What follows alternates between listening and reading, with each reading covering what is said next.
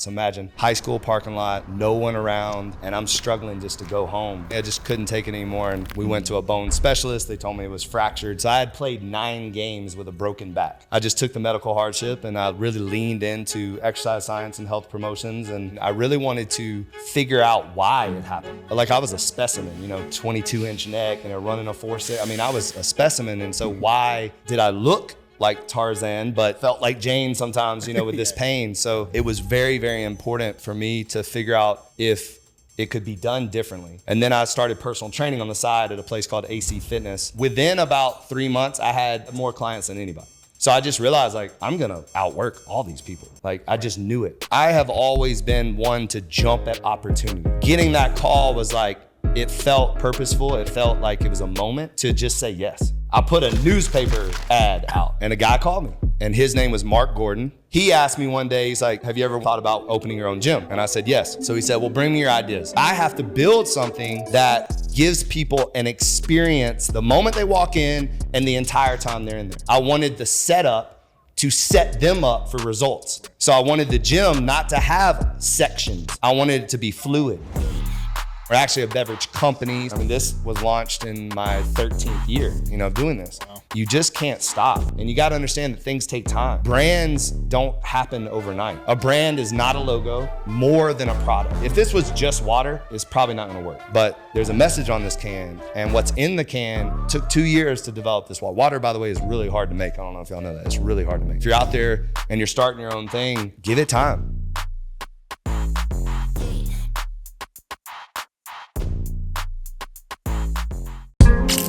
That's flat out. Big teams, big boys, alright? My highs and lows inherit growth, Mr. Deeds. Went from juggling 3 jobs to CEO like I'm Steve.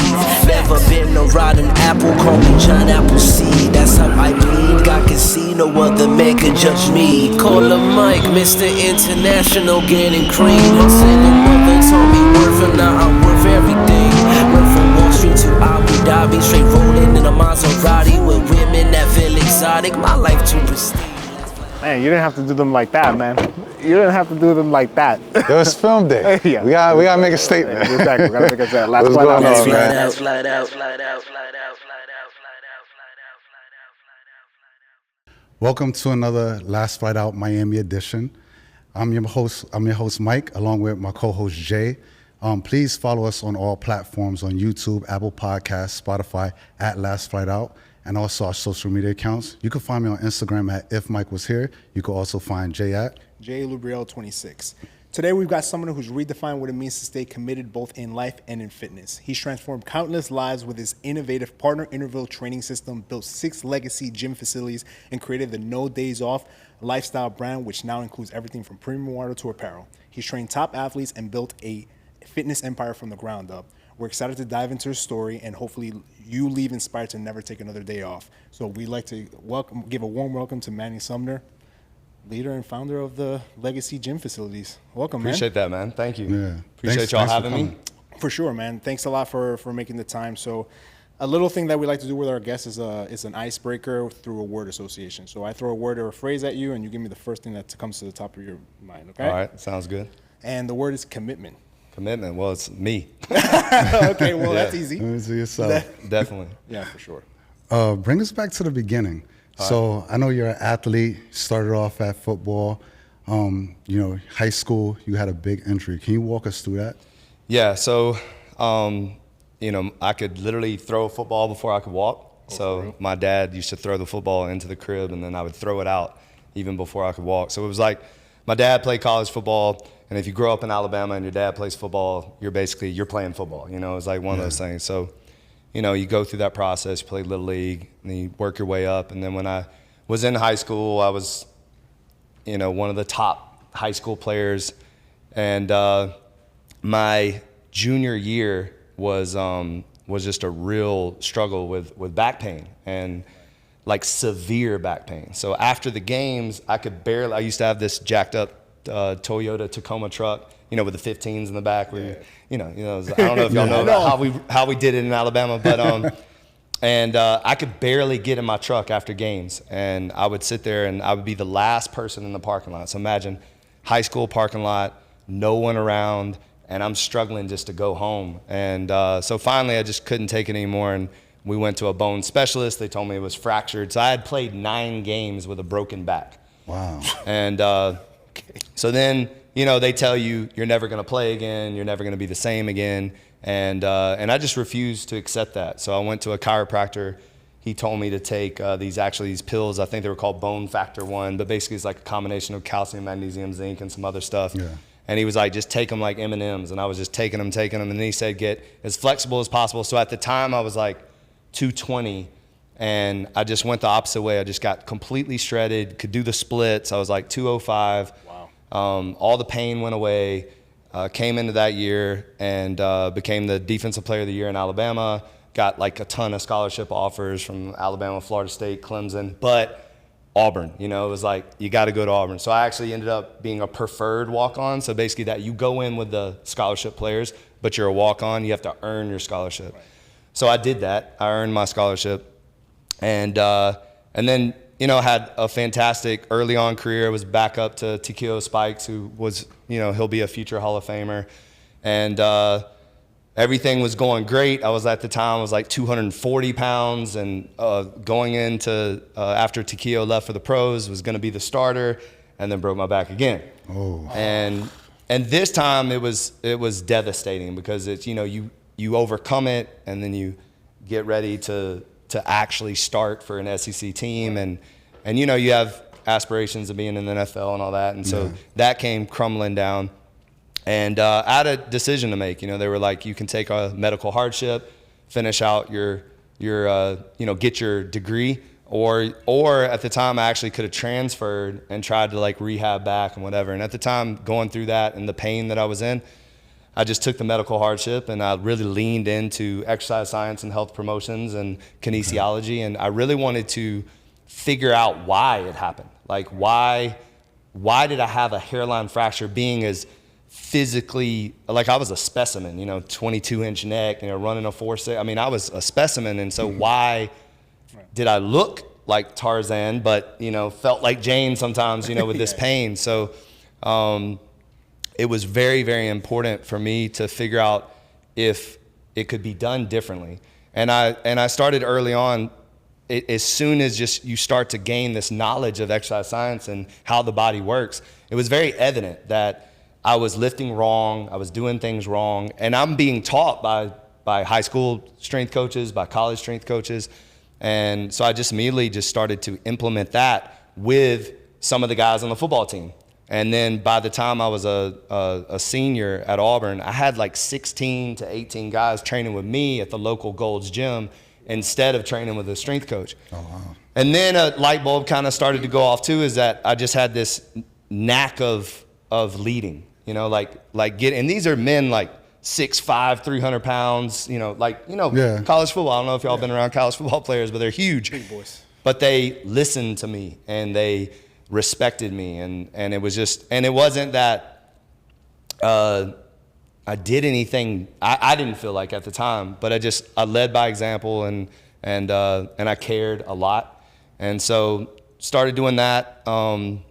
It's a long story, so I don't know how much you want to know, but so that's really the college aspect. Then I ended up going to Samford University in Birmingham, Alabama, to be a strength and conditioning coach.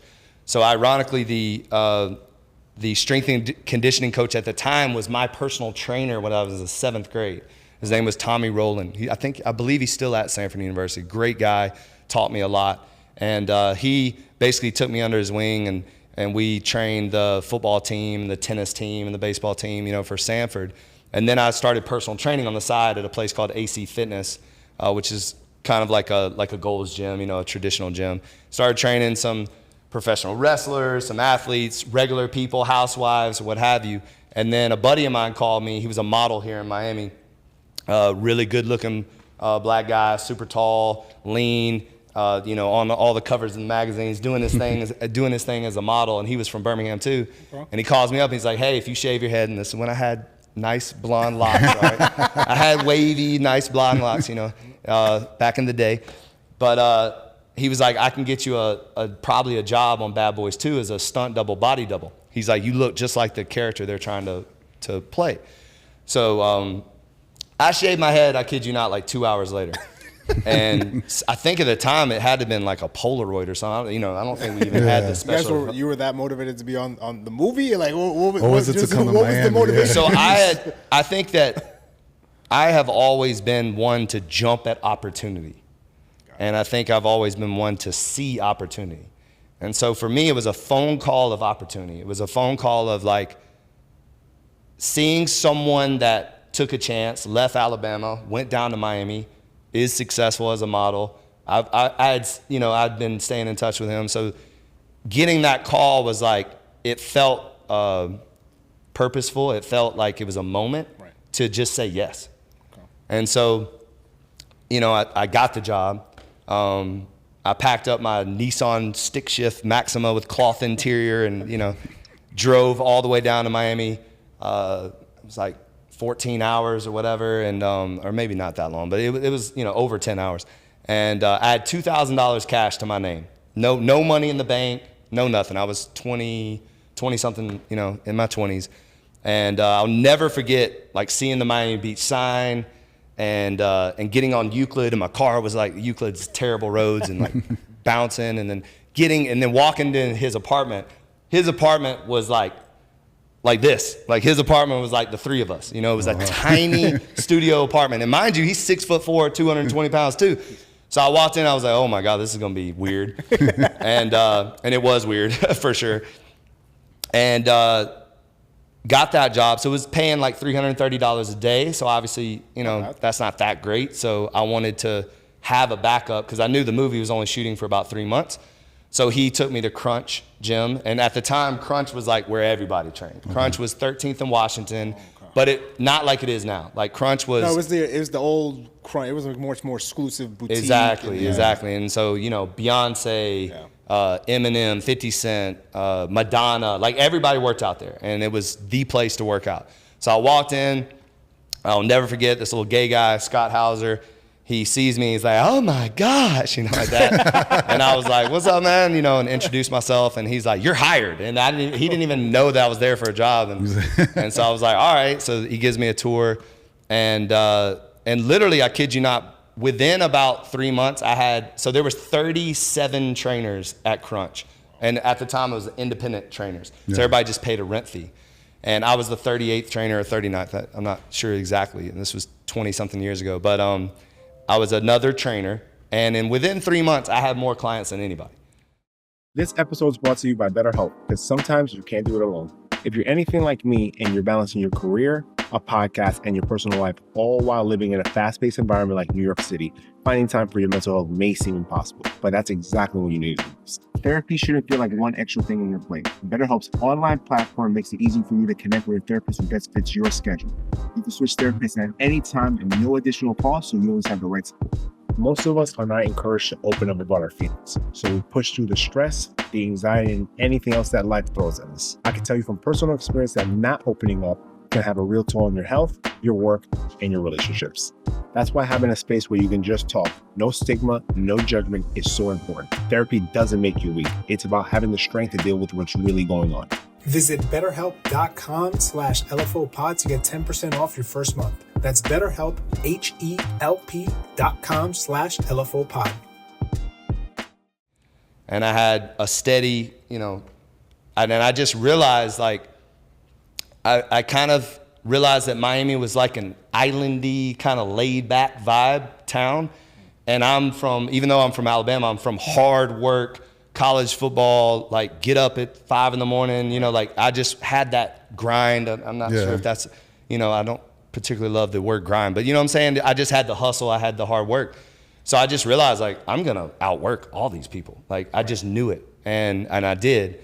Then I got a call from a lot of my boys that were in the NFL. And so now they're in the NFL and they're reaching out to me, and I've always kind of been known as the workout guy, you know, like just going above and the gym rat, you know, like, and doing crazy stuff, you know, pushing my Jeep in college and running hills and doing the sand pit and doing like snorkel training, you know, all that crazy stuff before anybody really knew what it was. And so a couple of my friends called me and they were like, you know, where are you training? And I said, I'm in Miami. And so you tell NFL guys you're in Miami, they're like, when can we come? You know? So Especially if they play in some smaller cities. So shout out to TJ Slaughter, one of my really good friends. We call him the Blue-Eyed Devil because he's a black guy with beautiful, like, most gorgeous eyes you've ever seen in your life. Right. Like, all he does is look at women. They're like, where do we go? And, so TJ hit me up. He's like, yo, so I'm coming. I'm going to do my off season. I'm going to train with you. And then he played for the Jacksonville Jaguars. So then he hit up Aiken Adele, who's another close friend of mine. I think I missed his birthday, so happy birthday, bro. And Aiken, so I started training Aiken and TJ. So they're two jacked, 6'3", 240-pound linebackers. Then I meet the notorious Nevin Shapiro. I don't know if y'all know about Nevin, but Nevin got busted for a Ponzi scheme here in Miami. He was one of the biggest Miami Hurricane boosters. Even had the student lounge, or the athlete lounge was named after him. Wow. And he introduced me to everybody. So I meet him, I become his personal trainer, and he just starts introducing me to everybody. Jeremy Shockey, Antrell Roll, Barrett Askew, Drew Rosenhaus. Wow. Just basically introducing me to the athlete world, Shaquille O'Neal, like everybody. So I started training everybody and started really building a name for myself as, back then, celebrity trainer actually had some weight. You know, now it doesn't mean shit, but now it does if you have the well, yeah, right? but even now, but it seems like everybody. People now will train a celebrity or an athlete one time, like once, and then call themselves or say, I train so-and-so. So for you, what does that mean? For you to call yourself a celebrity trainer, what do you need? What are the criteria? You would have to have a steady clientele list of celebrities or athletes. So you would have to actually train them on a day-to-day basis for at least a year, at least. Okay. You know, not like you work at Equinox and Beyonce came in and did a session with you. You know what I mean? Like, that's not a celebrity trainer. So, and again, I hated that title, hated it. I wanted to really lean into being a private strength and conditioning coach is what I felt like I was. Like, anytime I got tagged with celebrity trainer, I was kind of annoyed by it. So I really started building up this business of being kind of the go-to guy in Miami. We were doing crazy workouts. So I had about 19 guys in the NFL that were training with me in the off season. Most of them were like Drew Rosenhaus's guys, but we were at the Flamingo Athletic Club. So this is the Flamingo. I don't know if y'all have heard of the Flamingo on the beach, but it's like Melrose Place over there. So we all lived there, and we would wake up super early and we would get a workout in. Then they had a volleyball court. So then we'd do sand workouts. Then we'd go to the pool and we would do like pool workouts. Like we would do like holding the medicine ball up and weight, you know, stuff like that. We'd do laps. And the NFL guys loved it because all the women were laying out topless. So it was like getting them to work out in the pool was easy. And then we would leave, and then we'd go to the football field at the Flamingo Park, and we'd run gassers. Then we'd come back, and we'd do stairs, and then we'd all take a nap, and then we'd all go out, and then we'd party like rock stars, and then we'd do it again. Yeah, and then we would do it again and do it again. And literally for 4 months, you know, that's what we did. And so did that, became, you know, like I said, very well known. And then I had a guy come into the gym one day, and this was after the off season. So all my NFL guys were gone, but I still had about 29 clients. So steady clients, which is a lot of clients. Right. And I had a guy, and he was like, hey, I need a traveling personal trainer. I'm leaving tomorrow on my private jet. Can I hire you? And I was like, well, how much? And he handed me $10,000 in cash. Now, that's not a lot of money. Back then, it was a little bit more than it is today. I mean, today it's nothing. But back then, it was another moment where I felt like it was an opportunity to take a risk and be like, let's do it.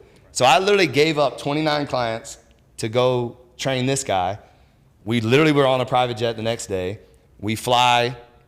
The first person I meet is Nicole Murphy, Eddie Murphy's wife. Okay. Wow. I start helping her and him with fitness and nutrition and all that. This story could take up the whole podcast. So I won't go into too much detail with that, but it was crazy.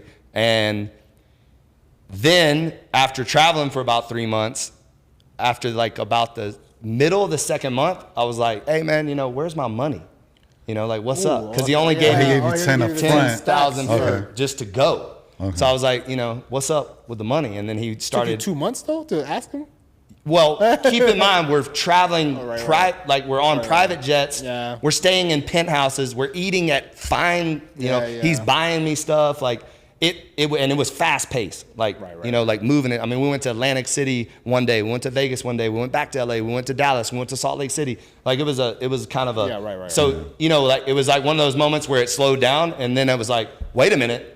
You know, like, wait a minute, like, hold up now. The 10K like, running out. Exactly, like, what? Whoa. So, because, you know, when you're in it, you're also trying to, or someone like me, you're trying to do a good job too. And you're trying not to feel like it's transactional. I've never really wanted to be a person that is only transactional. I've actually always wanted to make an impact on somebody. So for me, I was just trying to do a good job. And I tell people, how it felt, if you've ever seen the movie The Devil Wears Prada, that's how it felt for me. I felt like that assistant on The Devil Wears Prada. Like he had me doing all kinds of random stuff, like washing the car, going to get laundry, like just like basically I was way more than a personal trainer. I was like an assistant, this, that, and another. So it was definitely an experience. Then come to find out, you know, he made some weird comments when I asked him about the money, and I was like, look, if I don't get paid, I'm out. And so he didn't pay me, and he gave me some kind of weird other way he could pay me, and I was out. So I literally got on the flight, left, and I had to start over. Like I literally had to start over. Then come to find out, he was one of the most notorious con artists in the world. So he actually conned Nicole Murphy out of $13 million, and he obviously conned me out of like probably about 20, 30 grand. And then he was doing it to other people all across. He's in prison today in Sacramento. Oh, wow. So that was and it's crazy because Nevin Shapiro just got out of prison. So two of my biggest clients were con artists, which is wild. So what happens when you come to Miami? Yeah, exactly. Well, I'll tell you one thing though. It's That's like what give you the ammo. people always ask me like, how did that happen? You know, like, well, they were good. Like a good con artist is. I tell everybody, everyone would have loved Nevin Shapiro and Troy Stratos. Everyone would have loved them because if they walked into this room right now, they would own the room because they just had those like magnetic personalities. Like gravitas. You know what I mean? And so that's why they were so successful at conning people. Yeah. But so just stopping it right there. So this is like a second time almost in your story that I'm sure you've had other low moments, but at least the second time in this story where you've had a low moment, the second time where you broke your back, and now when you've had to start again from scratch. But it seems like in order for people to really appreciate who you are as a person today, all the success that you've built, what was sort of like your mental state where you broke your back the second time and also now? Was it the same sort of like, look, I can't feel bad for myself, I just got to pick up and keep moving? What was sort of like the mentality that you had in order to keep moving forward? Because these are moments, I'm sure you've come across people where people get broken down by this type of stuff. Right? Yeah, definitely, for sure. Right, and they stop doing certain things because they come towards certain obstacles. So I'm just curious to hear from you. I think it goes back to when you said commitment and I said me. Like, once you make a choice to commit to yourself, no matter the circumstances, no matter the emotions, no matter the feelings, no matter the surroundings, no matter what's going on in your life, you made a commitment to yourself to be a better version of yourself every single day, no matter what. So whether I had money in the bank or whether I was broke, whether I had an apartment to live in or whether I was living in my truck, I still showed up for myself. I still worked out. I still hustled. I still was trying to move forward. So I've never been in a position where I've felt sorry for myself. Now, don't get me wrong. There's quiet moments where you feel sorry for yourself, but never public moments. You know, like it was always like, you cry yourself to sleep at night and then you wake up and you go after it, you know? So there was definitely low moments. I mean, literally, like imagine when I left Miami, I was making $30,000, $40,000 a month, you know, and back then that was a lot of money, a lot of money. So then you leave, you have this thing, you come back. My apartment didn't have any furniture in it. I had sold my furniture because I thought I was going to be traveling the whole year. So I walk in and I have an empty apartment, totally empty. So I'm sleeping on the floor. And then what's crazy though is that because I jumped right back on the horse and started being a personal trainer, started giving consultation, doing stuff, Scott Stapp walks in the gym, former lead singer of Creed, needs a personal trainer, hears about me, and he hires me. And now I'm his private personal trainer, nutritionist, bodyguard, like a little bit of everything. And he was working on a new album, so I was by his side and training him constantly. That was another, roller coaster ride, another event.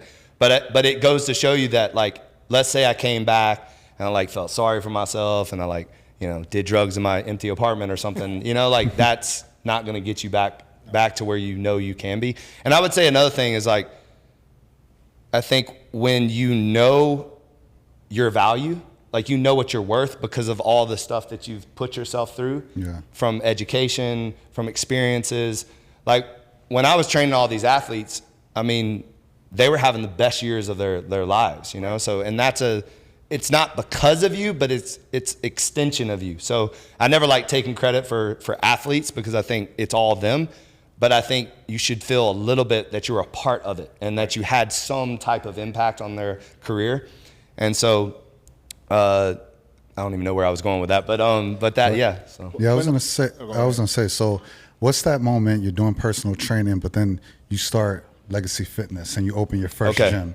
So, come back to Miami after the con artist, start training Scott Stapp. Then I traveled with him a lot, lots of cool stories with him. He's great. Shout out to Scott. And then he fires me, like actually out of nowhere. And so then I had to start over again. Okay. And I had moved, and I was trying to look for a different place to train. Found this little hole in the wall gym, started training there. This is actually a good one. I put a newspaper ad out. Oh, this is real bad. So yeah. See, I'm showing my age right now, so you young bucks. But I put a newspaper ad in the New Times, and literally, personal trainer hired me, whatever. And a guy called me, and his name was Mark Gordon, and I show up, and he buys like every day and he pays me up front for like 3 months. And he's like, "You're my guy," whatever. And what's interesting is the second session. We were training every day at 7 a.m. In the second session, I showed up at 7:05 or something like that. And he was gone. And I texted him, I blew him up, I called him, and nothing. So then the next day, I showed up at like 6:30, And then he came walking in at 7, and he didn't say one word the whole entire session. Wow. And I'm sweating. I'm like putting him through the best workout I can. And then at the end, I was finally like, "What happened yesterday? What happened?" And he's like, "You were late. Don't ever be late again," like that. And that moment for me was like I could either have been bitter and I could have been like, "Oh, motherfucker, whatever, or I could have learned from that, which I did. And I've never been late since, like, it's like, you have to look at those moments as lessons and apply them. So then he asked me one day, he's like, "Have you ever thought about opening your own gym?" And I said, "Yes." So he said, "Well, bring me your ideas."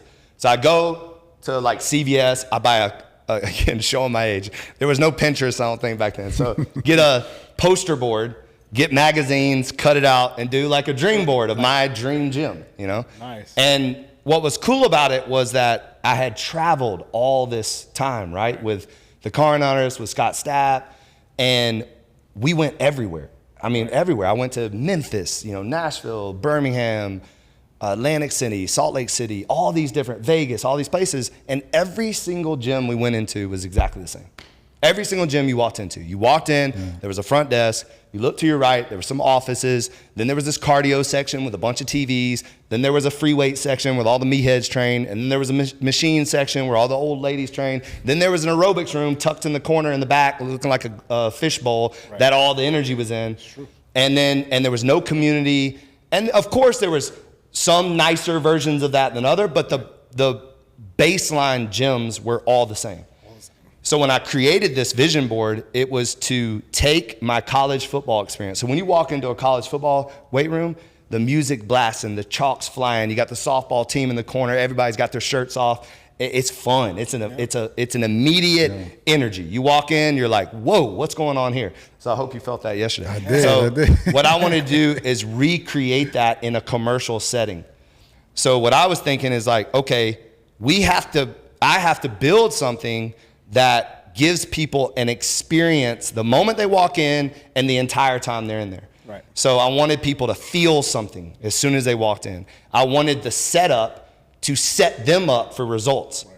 So I wanted the gym not to have sections. I wanted it to be fluid. So when you come to our gyms, you don't see these sectioned off places. You see the pit class, our aerobics room in the middle of the gym. So everybody's feeding off that class. Then you have the legs and the upper body mixed in with cardio. So everything is meant to keep you moving and to keep you talking to your neighbor. There's no TVs. There's one big TV, but there's not like a lot of TVs. Right. So it keeps people off their headphones. We blast the music. You know, and again, we're not for everybody. Like some people come and they're like, man, why is the music so loud? You know, stuff like that. But you're not part of our tribe, so it's all good. But and I can't remember again where I'm going with this. I have so much stuff. Like when I get talking, I can't. No, but so yeah. To your point, why I started Legacy. Yeah. So I was gonna say, to your point, you're right. It got to the point where gyms were all the same. Yeah. And that's what killed the experience for me going to the gym, because it sort of felt like, instead of like, unless you had like your tribe where you're going with your guys or whatever it was, by and large, it was like sort of like a boring experience. Now I feel like you have too many options nowadays, right? Yeah. But in terms of like, I've played sports my entire life, but I've always liked that rah-rah type of environment where you can scream, you can yell, you can kind of pump each other up. Not everybody loves that, right? But that's sort of what gives me energy, right? Like, you know, the person who likes to play sports or whatever it is just my personality. So it seems like you're creating sort of that vision in your gym. So when you were creating that version of the gym, you were thinking about community. Did you feel like there was no community at the time when you were sort of like creating Legacy? None. So at the time I was training at a gym, and I won't name it, but it, you know, again, it was exactly what I just described. You know, it was the same setup. And so when I had the opportunity to do this, I presented the poster board. He said, let's do it. Then it was time to find a location. So we hired like 3 different real estate people. They kept showing us location after location after location. And it just, you know, I'm a feeling kind of like, I can feel, so I have like real sick intuition. I'm just one of those people that if I know, I know. Yeah. And every time I walked in the space, it just felt wrong. It just felt wrong. So I was like, no. So one day I got on my bike and I just started riding around. And I went down this dead end street and saw this empty warehouse. And there was a homeless man shaving right in front of the warehouse. I think there was a couple of hookers on the street. And I was like, this, and I sat on the train tracks and I was like, this is it. So I called him. He comes and he's like, hell no. He's like, this is the worst part of Miami. And this is Wynwood. Oh, yeah. So this is Wynwood 2007. All right, way before Wynwood was Wynwood. And I kid you not, hookers on the street, crack houses on the street, homeless people on the street. It was and at night, the most sketchiest thing you've ever seen. Why that location? So for me, number one, I sat on the train. So the train tracks were right behind the thing. I sat on the train tracks and damn near heard an audible voice that this was it, like literally. So for me, it was just looking at it, and like all of a sudden it was just, this is it. And it was just powerful. Like it just told me this is it. Okay. And I refused to not do it there. It was like, this is it. And so we did it. And then, you know, it was tough. It was bad. It was right after the recession. Yeah. You know, nobody's paying a personal trainer $200 an hour right after the recession.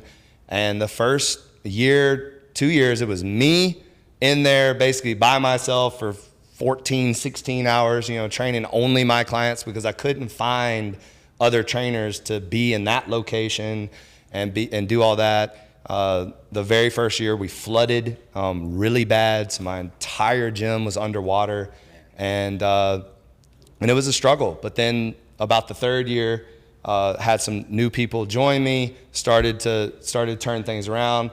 Then where the real kind of like, where it really kind of became like infamous, I wouldn't even say famous, but infamous, is when I started P.I.T. Back then it was called boot camp. Okay. So I started these boot camps Tuesdays and Thursdays at 5:30 p.m. And after about doing it for like a month and a half, we had like over 100 people showing up. And they literally, and I was crazy back then, like wild. So, and when I say that, I mean like I was kicking people out of the class. I was driving people into the ground. Like people were crawling out of that place. It was back when you could like be, you know, you didn't have all this You know what I'm saying? Politically correct. I get it. So I mean, they came in and it was the toughest workout they've ever gotten in their life, and it was very militant boot camp style.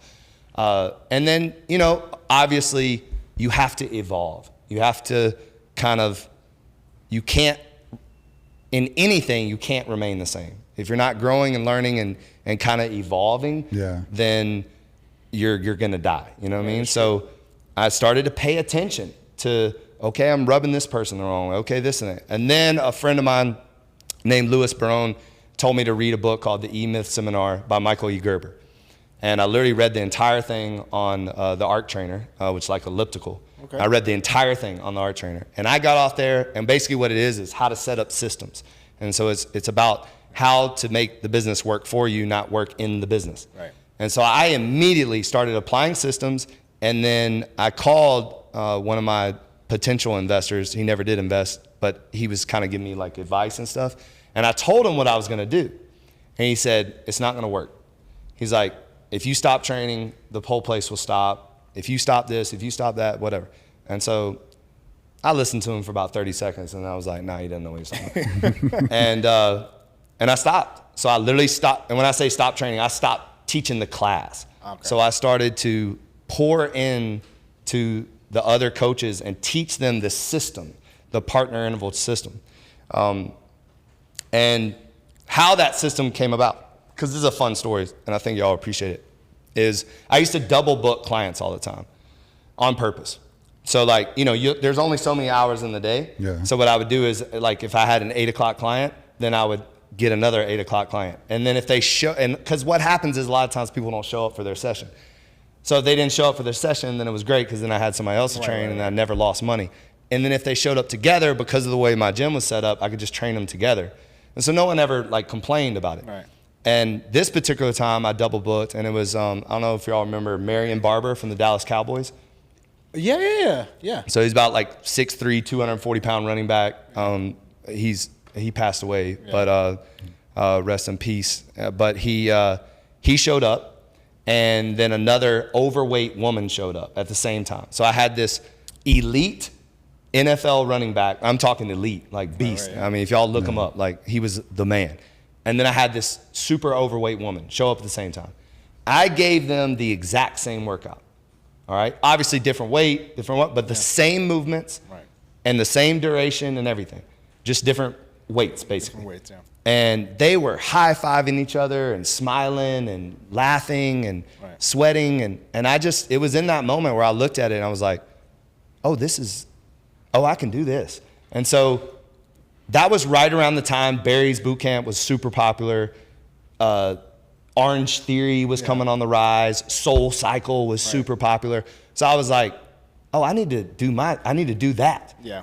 And CrossFit was becoming popular. So I was like, I need to do that. So that's where I created P.I.T. And that's where it was born. And then obviously it took 6 years to kind of perfect it. Because there was a lot of stuff that you had to say, okay, that doesn't work in a group setting. That doesn't work in a corporate setting. I had to tone it down a little bit. You had to change your ways a little bit. You had to make it for everybody. You had to adjust based upon the thing. Sometimes you just gotta adjust. It is what it is when you enter into certain spaces. But definitely. Something interesting. You just took a sip of your water. Yes. Where did the no days off? How did the water come about? Sort of we were talking off camera. You said you wanted something that was easy to drink while you were working out. But yeah. So early on when I started Legacy, one of my favorite, I'm a big reader, and one of my favorite books is Shoe Dog by Phil Knight. Okay. And I don't know if y'all saw the movie Air, but it's basically a portion of the book. The Air is a chapter, whereas Shoe Dog is the whole story. In every year, and actually the chapters are the years. Oh, wow. And it's a phenomenal book on Nike, because I think people see, our kicks and they just think Nike just arrived. And of course it didn't arrive. It was built. It was tons of obstacles and setbacks and struggles and all this stuff. And so one thing that I took from them, though, is okay, you have this company called Nike. You have this identity of the swoosh. Everywhere you see that swoosh, it's Nike. And you say, just do it to yourself. So they have these 3 pillars, right? Nike, the swoosh, and just do it. So for me, it was Legacy was the name, the Pitbull is our swoosh, and then No Days Off was our Just Do It.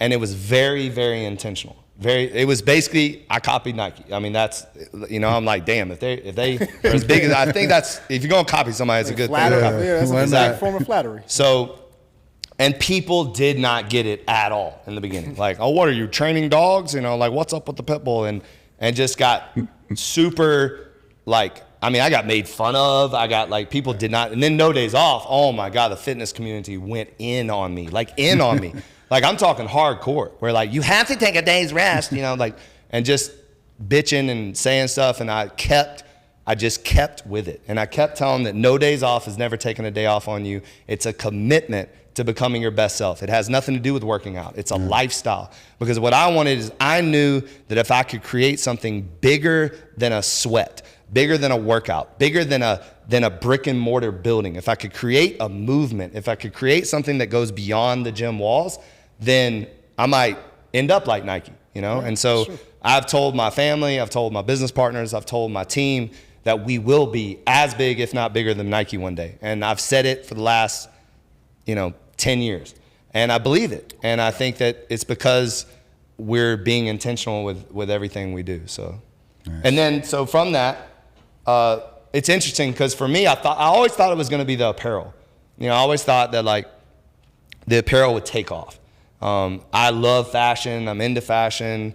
I enjoy doing it. And I just, like, I thought we'd be like Gymshark, like I really did. Like, I was like, why? I still, to this day, I kind of shake my head like, why aren't we like Gymshark? But what's interesting is I started raising money for the gyms, and I met a man through my business partner, William Mahfood, who owns the largest food and beverage distribution in the Caribbean and Jamaica. Okay. And so we were trying to raise money for the gyms, and make a long story short, he just basically was like, look, I'm not a gym guy, but I love your brand. I love the Pitbull, and I love No Days Off. I just love everything about it. Have you ever thought about doing your own beverages? Because he was looking at the cooler in the gym, and there's, like, tons of beverages in there. So I said, actually, yes. And that's when I had been offered to invest in Liquid Death. And okay. So early on, I had always been fascinated with the water in the can. Right. I thought it was genius. The only thing that I didn't like the messaging, the whole death thing, and the like witches and the skulls. It just was weird. So I didn't really like the water shit. So I didn't like that either. So I was like, so I told him, I said, yeah, I think we could, the same way LD disrupted the budget water space, we could disrupt the premium water space. So I was like, let's disrupt. When's the last time you've seen like a Fiji, Pellegrino, Evian commercial, like, direct to consumer? Something that's like cool and hip. You really haven't, right? So if you go to a restaurant, it's almost always Aquapana, Saratoga, Pellegrino, Fiji, Evian, right? It's just these same things. So I was like, let's kick them in the ass. Let's disrupt them. And that's what we're doing. And so from that, I had trained a lot of the Miami Heat players, and a lot of their staff worked out all my gyms. So I had a relationship with them. I hit them up, and I was like, hey, what would you think about us becoming the official premium water, of the Miami Heat? And they were like, oh, I love that idea. Do you have water? And I was like, no. And they were like, well, how are you going to? I said, we will have water. And so our first meeting, we pitched them with a cardboard cutout of the can, like no product or anything. And they loved it. They loved the concept, loved the idea.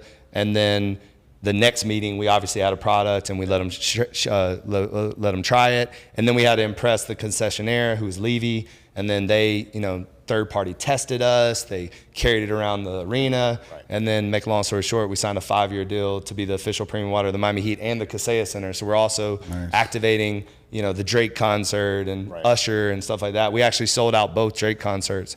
And so to me, it wasn't the apparel that was an extension. It ended up being the water. And we're actually a beverage company, so we can do anything in beverages, once we get a name for ourselves. And I also think that the apparel will probably come around after we build a lot more brand equity and stuff. But it definitely, I think that early on, people always would ask me, why aren't you putting Legacy on the t-shirts?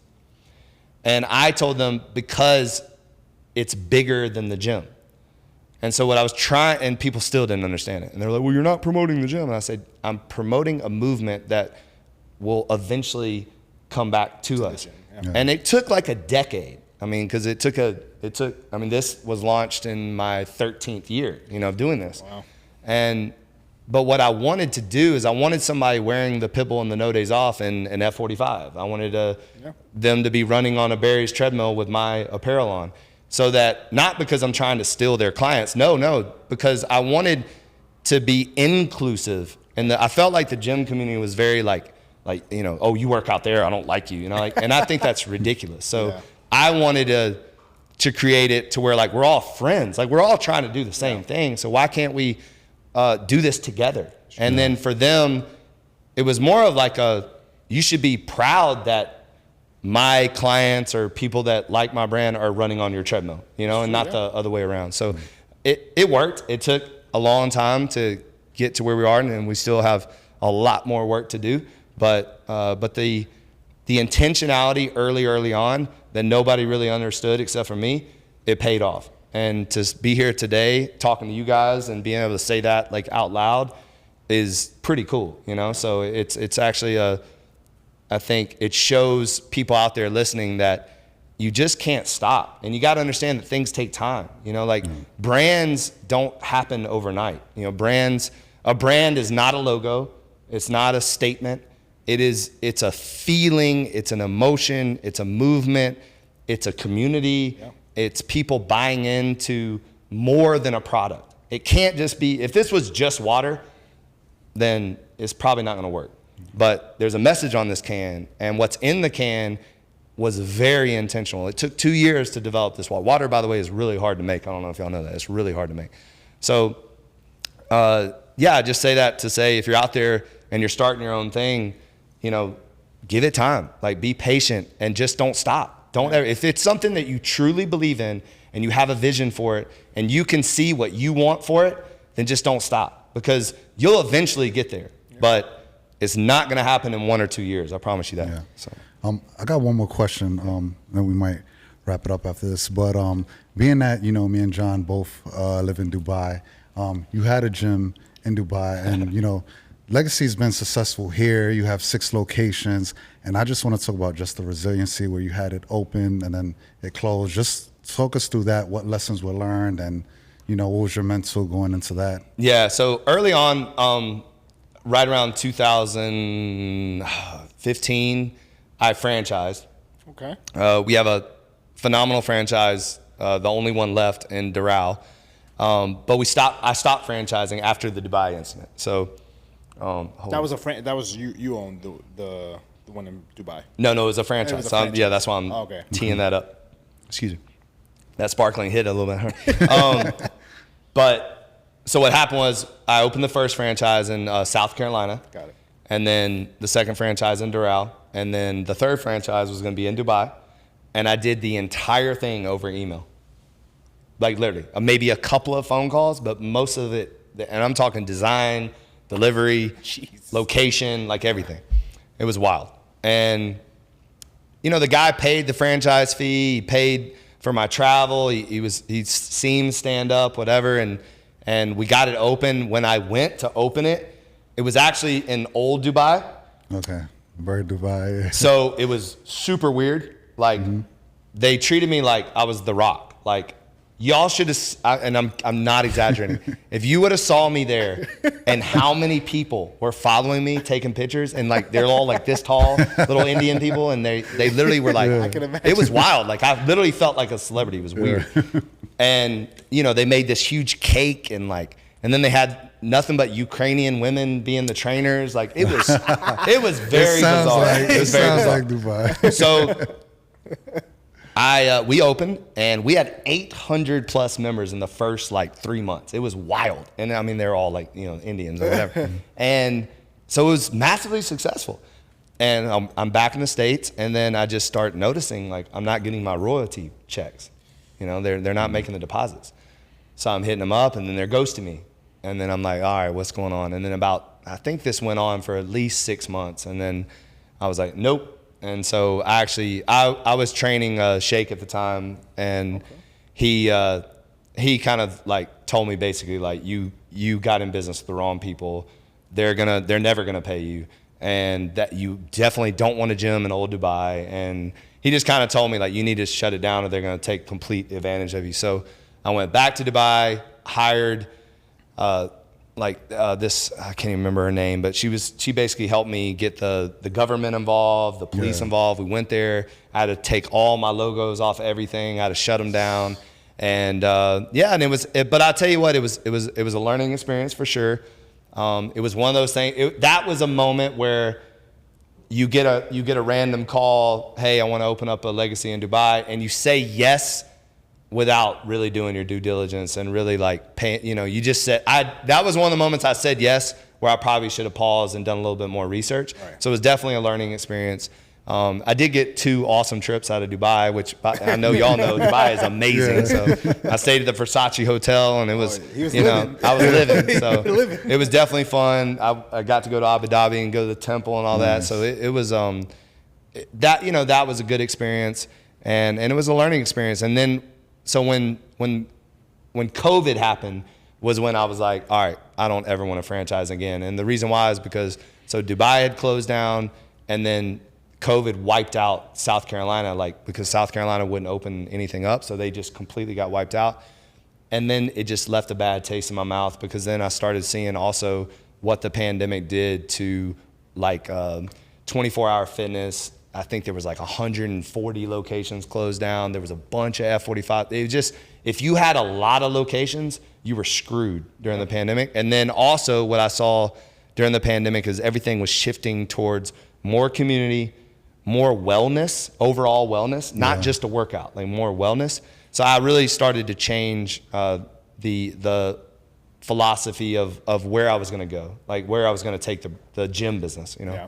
So, look, we could probably keep this going for another 3 hours, easily. But we have always the one question that we ask every single guest, and it's that last flight out. We're the Last Flight Out podcast, and usually what that means is that someone's taking a sort of flight out of a current circumstance and sort of heading towards a new destination.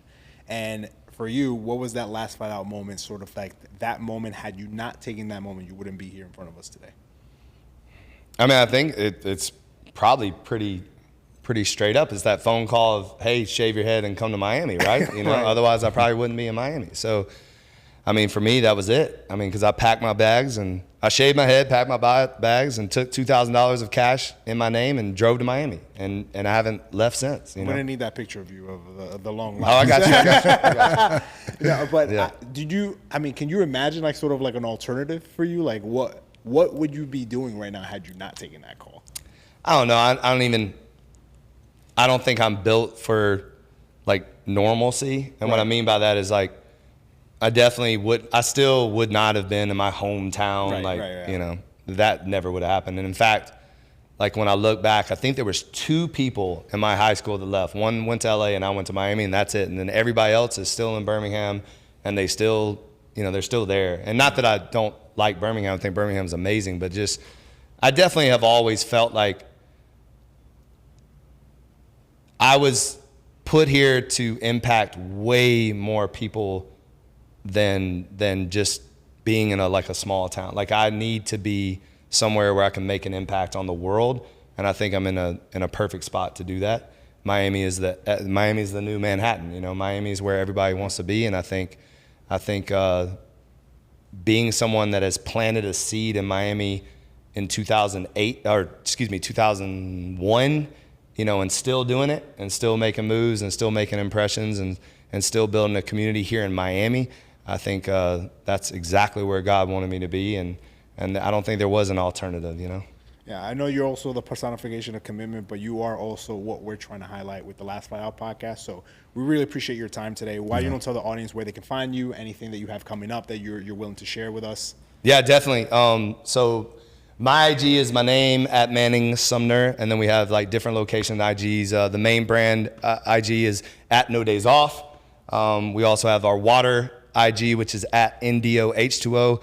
I have my own podcast, the Big Dogs Podcast, and we are building a brand new 16,000 square foot headquarters in Little River, and that will be opening in November. And it's gonna be a one-of-a-kind, like no one's touching us when they see this thing. Like when you walk in, it's absolutely epic. It's got all my corporate offices. It's got co-working space. It has a full spa with huge sauna, 2 cold plunges. It's got a full physical therapy shop. It's got a barber shop, massage room. It's got the pit space. It's got an after hours lounge. Like it's like ridiculous. I basically would go there and then just never leave.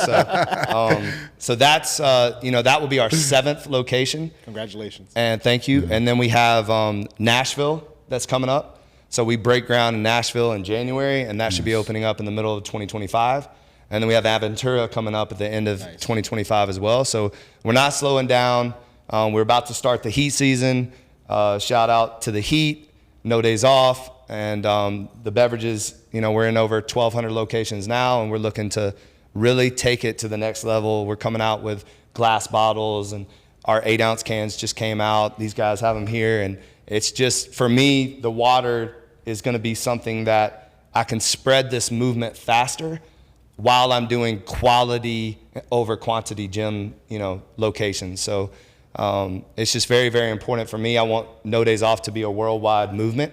I hope you guys walk away and I'll start applying No Days Off to your life, and basically just every single day, when you wake up every single day, be grateful for the fact that you're alive.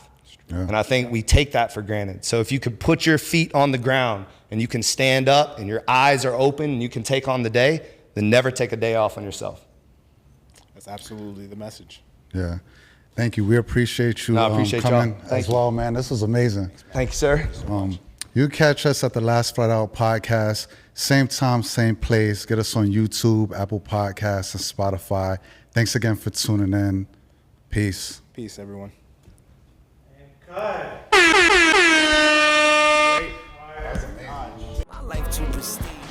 Man, you didn't have to do them like that, man. You didn't have to do them like that. It was film day. Yeah. We gotta make a statement. Exactly. We gotta make a statement. Last What's one going out. on, man? Flat out.